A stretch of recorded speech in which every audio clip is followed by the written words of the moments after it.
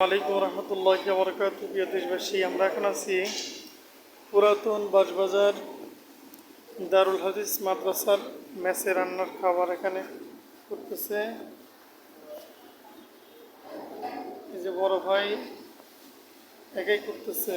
আলহামদুলিল্লাহ, এটা মেস। আমরা আপনাদের মেসের ভিতরে দেখাচ্ছি এটা কেমন। এখানে মাছ ভাজার পর রেখে দিয়েছে, পাশাপাশি এখানে ভাজি, এখানে তরকারি কুটে রেখে দিচ্ছে,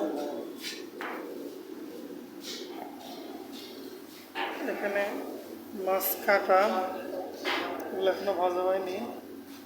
দেখেন অনেক বড় বড় মাছ এখানে।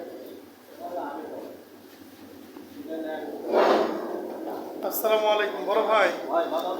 আছি আলহামদুলিল্লাহ। এখানে কতজনের রান্না হয়? 400 লোকের। কজন রান্না করেন আপনারা? 3 জন।